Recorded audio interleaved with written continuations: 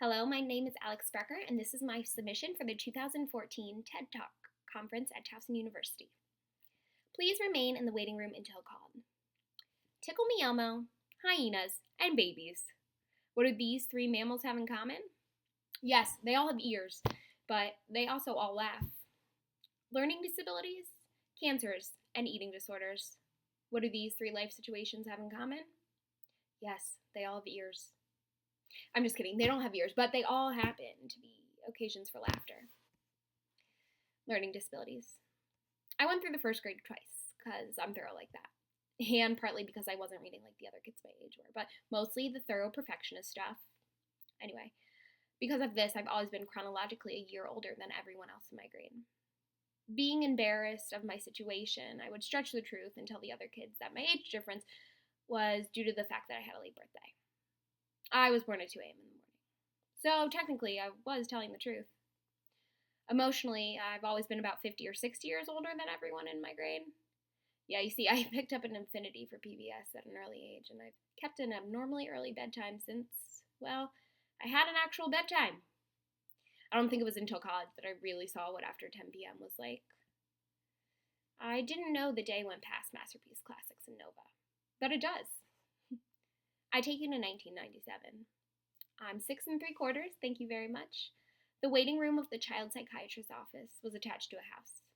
There were toys available to be played with, mostly building blocks and stacking toys. No real name brand Legos though, which was a real shame. There was a bowl of Werther's original butterscotch candies, those were name brand. A diagnosis given of attention deficit disorder and dyslexia. And a prescription was given as well. Yep, by Clinton's second term, I was on Ritalin. Today, I'm proud to say I do not take this drug anymore to cope with my learning disabilities. I was on Concerta for a while, now I take Vyvanse, so things have changed over the years.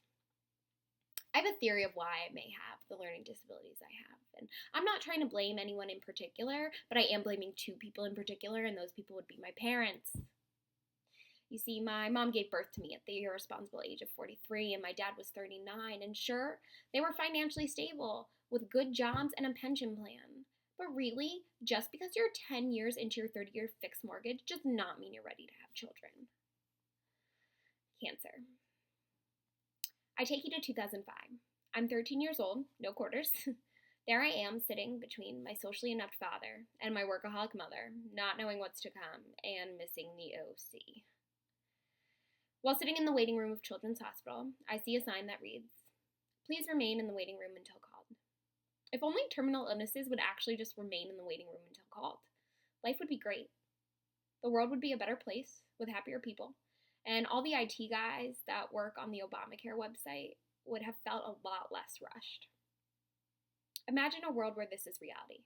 Not only the Obamacare website works, but there's a room full of terminal illnesses just waiting there until called. There's one of those ticket thingies, like at the deli with the numbers. I don't know the technical name for it, but there's one of those for organization purposes. "What are you in for?" says one illness to another. "Aiding and abetting death." But they're not ready for me yet, so I'm just chilling. The illness replies. The illnesses, they go on talking. They really hit it off. "Where are you from?" asks one illness to another. "Originally a crazy-ass cow," says the illness. "No way! I have farm roots too. Do you know swine? I'm that dude's flu," the illness excitingly replies. So mad cow disease and swine flu go on chatting as they remain in the waiting room until called. This literal sign was a literal sign for me. At the age of 13, I was truly shown, through this sign, something many people don't learn until they are older. And that lesson was how messed up this world of ours is, and how uncomfortable hospital furniture was. You would think they'd want to make your waiting experience more enjoyable, so you'd give them a good review on Yelp. The hashtag possibilities would be endless with comfortable chairs. I can see it now. The tweets would read, hashtag, coughing up blood, but great lumbar support. My parents and I list all the things that we could possibly do in the time that we're moved from one waiting room to another, and that I'm moved from one hospital bed to the bed of a CAT scan machine. The list includes, but is not limited to, writing a book on just about any topic, no matter how complicated, my mother finishing her dissertation, finally finding Waldo, and the girl Waldo that they added in like the 90s, And of course, being the family we are, we would list finding the cure for cancer. The list went on as we're taken from one waiting room to another, and we're asked to remain there until called. A diagnosis is given: Hodgkin's lymphoma, stage 2A with bulk. I picked up the bulk because I'm Jewish, so I naturally like to get more cancer when I can. Eating disorders.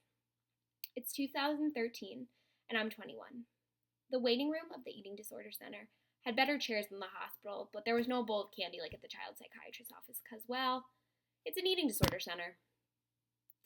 My name is called, and I see a social worker. After a series of questions, a diagnosis is given: bulimia. Thanks, but I think I already knew that. I found myself waiting within the Eating Disorder Center a lot. Not in the actual waiting room of the center, because they had a pretty good receptionist, but in the waiting room at my emotional state.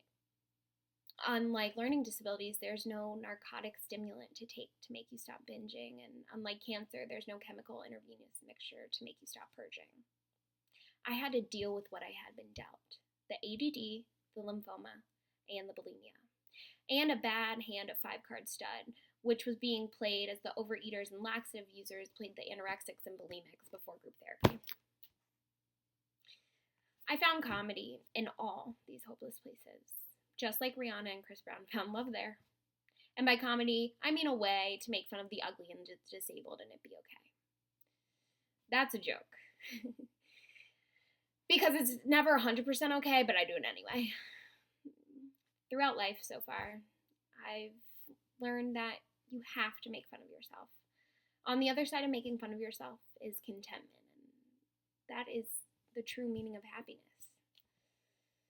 Throughout these different life situations, I've learned a lot of things about myself and about those around me.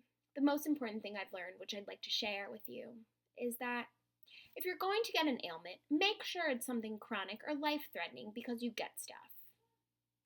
Seriously, I've never done anything more lucrative than get cancer. With the learning disability and the eating disorder, I never got even a card. I try not to take it personally because I don't think there's a Hallmark card that says, really hope you stop binging and purging soon. So, I get that. When I had cancer, I used to get all kinds of stuff, like not just cards, but like CDs, teddy bears. My favorite were these cookie baskets. But again, I'm not going to take it personally because I guess it's kind of inappropriate to give someone recovering from an eating disorder a basket full of cookies. Also, it's a waste of money to give someone working on not throwing up after eating a $100 basket of cookies that they'll most likely throw up after eating. So, throughout life, so far, I've learned to speak 2 languages. The first is awkward English, because much of what I say is then followed by an awkward silence, awkward look, or another awkward sentence. The second language is comedy. Comedy is the native language of the Sprecher tribe in Rockville, Maryland, and Jews and short or weirdly tall Black people everywhere, like Kevin Hart and Chris Rock. You can speak comedy too. Just follow these simple steps. Turn negatives into positives. When life gives you lemons, go ahead, make lemonade. Just be sure to switch to a toothpaste that will help you maintain your teeth enamel, as lemons are very acidic. And finally, make sure, when coping with life's crap, you make fun of yourself. Because on the other side, life's crap will probably still be there, but there will be a waiting room you can put it in, where it will be asked to remain until you can deal with it. Thank you.